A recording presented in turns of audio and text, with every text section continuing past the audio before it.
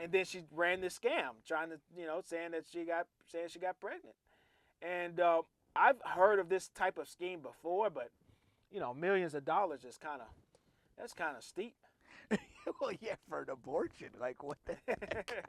I mean, he can just pay the millions of dollars in child support. Like, what's going on Shout with out, this? shout out to Trevor here for not being a dummy. Yeah, for sure. It would have to be somewhat around like the lack of evidence.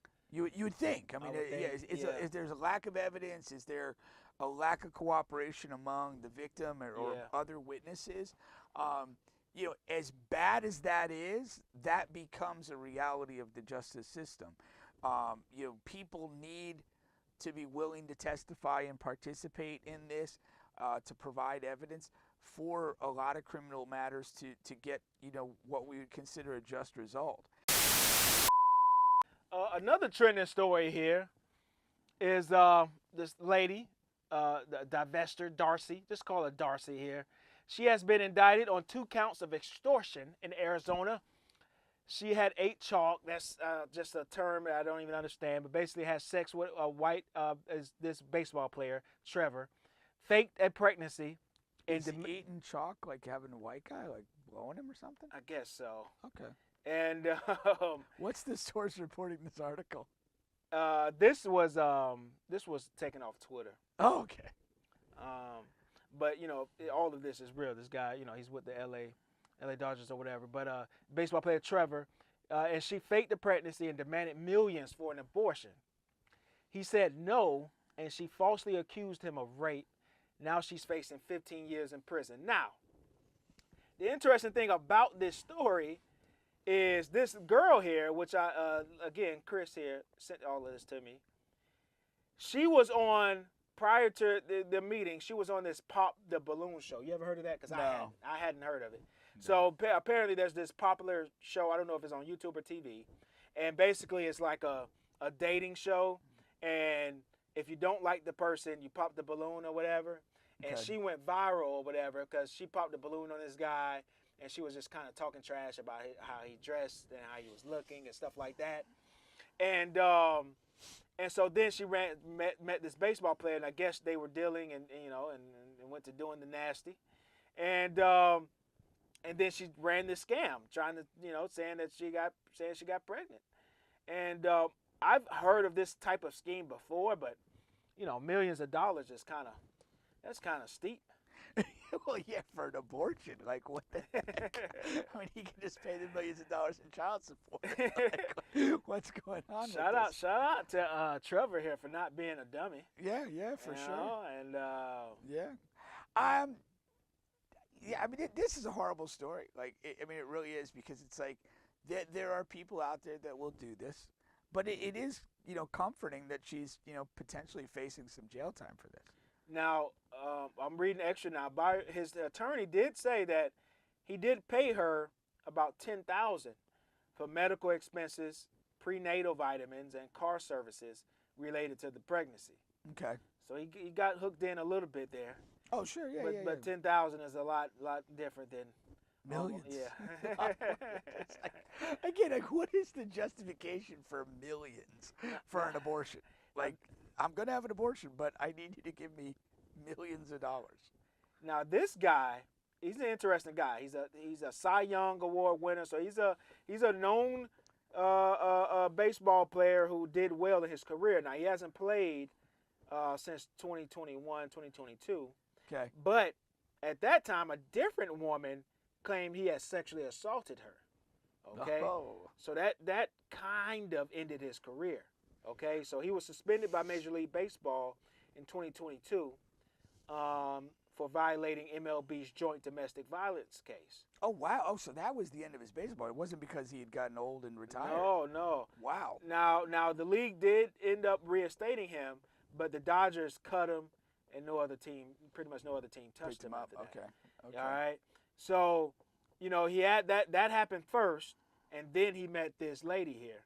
All right. So, she smelled blood in the water, and well, that's interesting, because if he's a guy that's assaulting women, you're potentially putting yourself in harm's way if this is what this guy's about.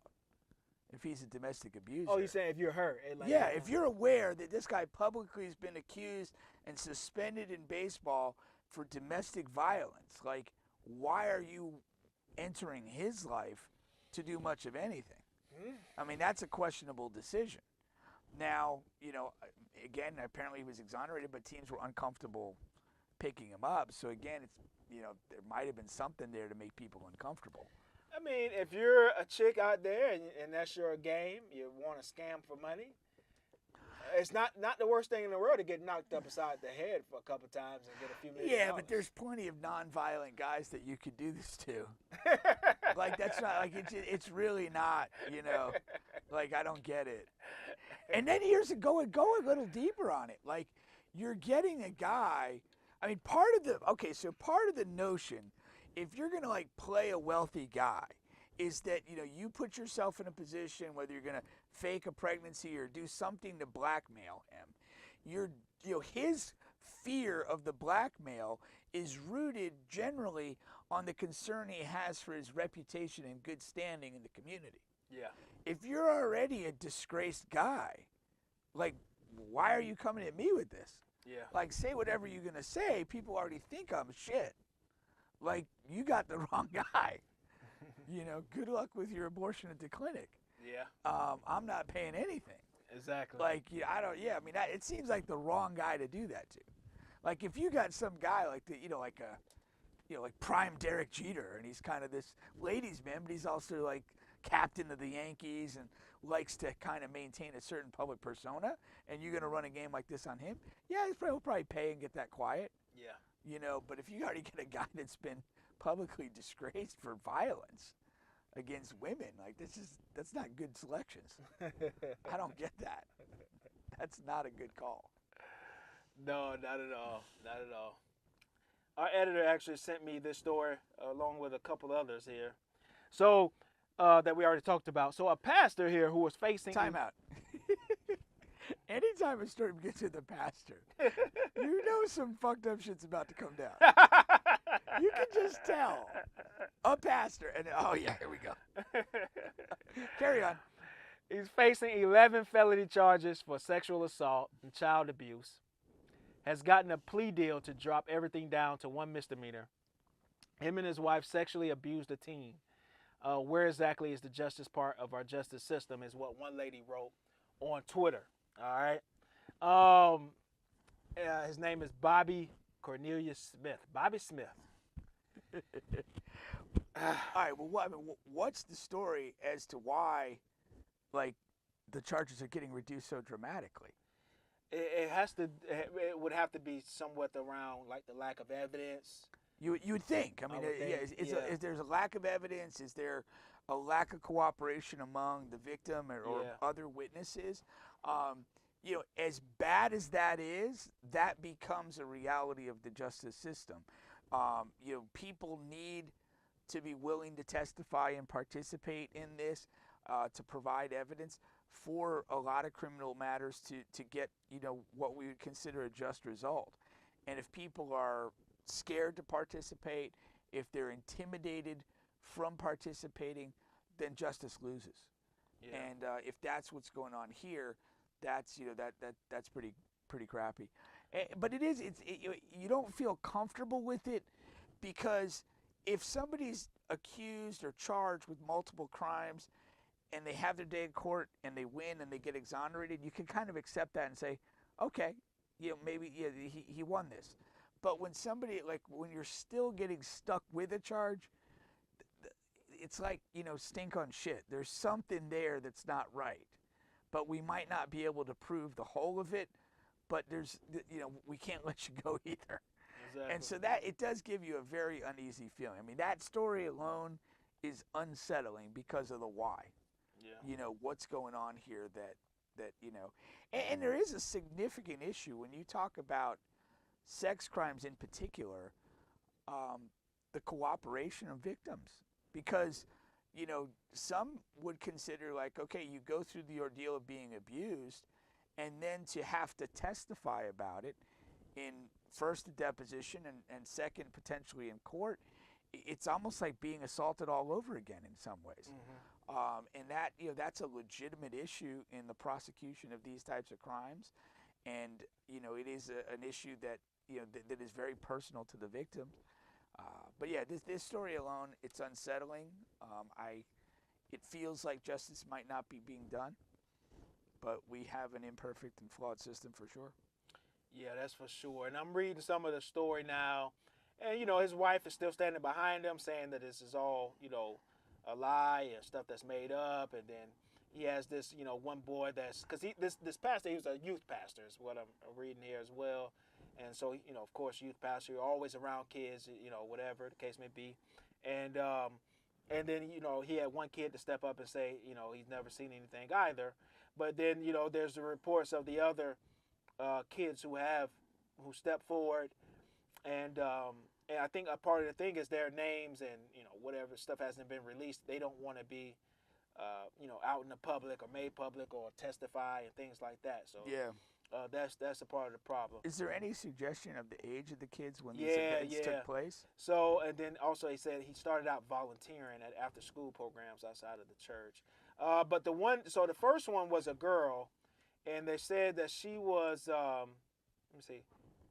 So you got the one kid was 16, and then and then you have one is an adult female survivor, sexual assault her multiple times between 2014 and 2018 when she was a minor. That's all it says, when she was a minor. So it doesn't say her exact age. Right. So that was the first one. So you have 16, and then you have one that they didn't release the age on her. So then it's still ongoing. He was released on bond. So.